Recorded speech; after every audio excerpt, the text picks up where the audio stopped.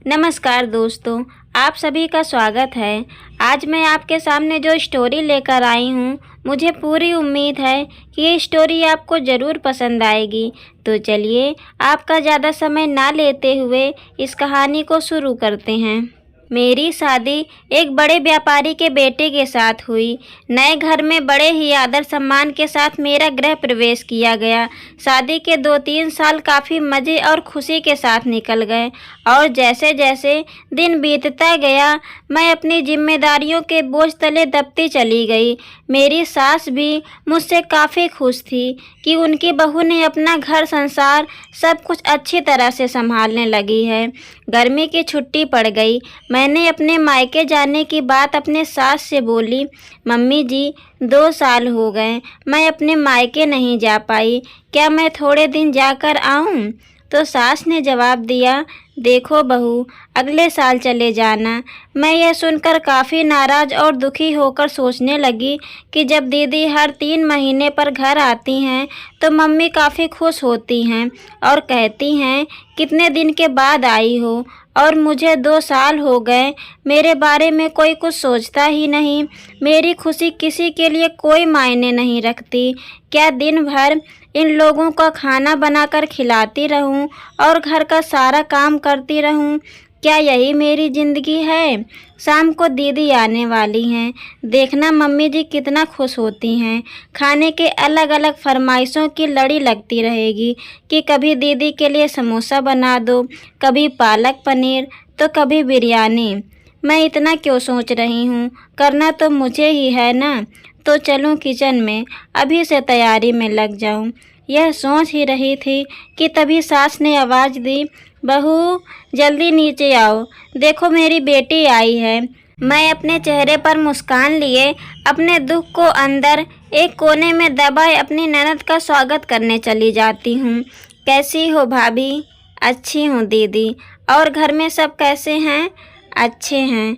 और हमारे जीजा जी, वो कैसे हैं? वह भी अच्छे हैं दीदी। अच्छा दीदी, आप बैठो, मैं नाश्ता बनाकर लाती हूँ। नहीं नहीं भाभी, कुछ मत बनाओ, मैं अभी घर से नाश्ता करके आई हूँ और 2-3 घंटे ही रहूँगी, क्योंकि सास की तबीयत ठीक नहीं है और आपके जीजा जी उन्हें लखनऊ दिखाने गए हैं। तो वो बोले, तुम अकेली यहाँ क्या करोगी? एक काम करो, तुम अपने मायके जाकर सबसे मिलकर चली आओ। सो मैं आ गई। अच्छा दीदी रुको, मैं खाना बना देती हूँ, आप भी खा लीजिएगा और जीजा जी और आपकी सास के लिए खाना पैक कर दूँगी। अरे भाभी, मेरे साथ बैठो, बातें करो, शाम तक मैं चली जाऊँगी, खाना तो बनता ही रहेगा। तभी मेरी सास ने कहा, तुम एक काम करो, बेटी के साथ बैठो, बातें करो, मैं कुछ बनाती हूँ। जी नहीं मम्मी जी, मैं बनाती हूँ, आप दीदी से बात कीजिए। तभी मेरी ननद ने कहा, कोई बात नहीं, आप खाना बनाओ और मैं आपसे बातें करूँगी, थोड़ी मदद भी हो जाएगी। यह ठीक रहेगा। क्यों माँ? मेरी सास बोली, ये भी सही है। मैं और मेरी ननद किचन में जाती हैं और काफ़ी देर तक हंसी मजाक करते करते खाना भी तैयार हो जाता है। दीदी खाना खाने के बाद शाम को अपने घर चली जाती हैं।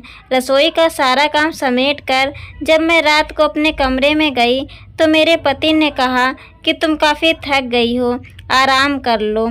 हाँ, मुझे आराम कहाँ है, तुम्हारी माँ तो बस यही चाहती हैं कि मैं अपने मायके ना जाऊँ। दीदी 1-2 घंटे के लिए आती हैं, लेकिन मिलकर चली तो जाती हैं, उसमें क्या, तुम भी चली जाओ। मेरे पति ने कहा, देखो दीदी भी कहाँ आ पाती हैं, जब जीजा जी अपनी माँ को लखनऊ डॉक्टर के पास दिखाने ले जाते हैं तभी मिलने आती हैं। तो इसका मतलब है मैं कभी नहीं जा सकती अपने मायके? ऐसा तो मैंने नहीं कहा। अच्छा तुम शांत रहो, मैं कल माँ से बात करता हूँ, तुम अपने मायके चली जाना, ठीक है? तुम तो रहने ही दो। गुस्सा करते हुए मैं सो जाती हूँ। सुबह उठकर मैं अपने काम में रोज़ की तरह लग जाती हूँ। दोपहर में बगल वाली आंटी मेरी सास से मिलने आती हैं और काफ़ी देर तक बातें करती रहती हैं। तभी आंटी मेरी सास से पूछती हैं कि ये बताओ कि बहू और बेटी में तुम क्या फ़र्क समझती हो। मैं इस सवाल के जवाब का इंतज़ार कर रही थी कि मम्मी जी का इस पर क्या जवाब होगा। मेरी सास मुस्कुराते हुए बोली, बेटी कैसी भी हो पर वह मीठी होती है और बहू नमक की तरह नमकीन होती है। यह सुनते ही मैं बहुत निराश हो गई और दिल भी काफ़ी दुखी हो गया। आंटी चली जाती हैं। काफ़ी देर तक मैं ये सोचती हूँ कि मैंने मम्मी जी के साथ ऐसा क्या बुरा किया है जो मम्मी जी मेरे बारे में ऐसा सोचती हैं। उस दिन के बाद मैं घर में उदास रहने लगी। मेरा उदास चेहरा देखकर एक दिन मेरी सास ने पूछा, यहाँ आओ, तुमसे किसी ने कुछ कहा है क्या? कुछ नहीं मम्मी जी, मेरी आवाज़ में दर्द था। फिर मेरी सास ने अपने पास बिठाकर पूछा, नहीं, तुम बताओ क्या हुआ है? मम्मी जी के मुख से ऐसी बातें सुनकर मेरी आंखों में आंसू भर आए और मैंने उन्हें सारी बात बता दी कि कैसे आंटी से आप बहू और बेटी में फ़र्क बता रही थी। ओह, तो यह सुनकर तुम नाराज़ हो गई? बस इतनी सी बात? अरे मैंने कहा बेटी मीठी होती है, वह चाहे कितनी भी गलती करे, जिसकी गलती नज़र ही नहीं आती है वह गुड़ की तरह मुंह में घुल जाती है और खाने में अगर मीठा ना हो तो कोई फ़र्क नहीं पड़ता। और बहू नमक के समान इसलिए है क्योंकि खाने में अगर नमक ना हो तो खाना बेस्वाद हो जाता है। खाने में नमक मिलने पर हम जो खाना खाते हैं उसी समय नमक के हम कर्जदार बन जाते हैं। ठीक उसी तरह तुम मेरे लिए वही नमक हो। मैं अपने स्वार्थ के लिए तुम्हें कहीं नहीं जाने देती हूँ क्योंकि तुम्हारे ना रहने पर ये घर सूना सा लगता है। तुम इस घर को संभालती हो इसलिए हम तुम्हारे कर्जदार हैं। मैं सारी बात समझ जाती हूँ और अपनी सास के गले लिपटकर रोने लगती हूँ। शाम को जब मेरे पति घर आते हैं तो अपनी माँ से कहते हैं कि माँ, ये अपने मायके जाना चाहती है एक दिन के लिए। तभी मैं बोल उठी, नहीं नहीं, मुझे कहीं नहीं जाना है। मैं चली गई तो खाने में कोई स्वाद नहीं रहेगा।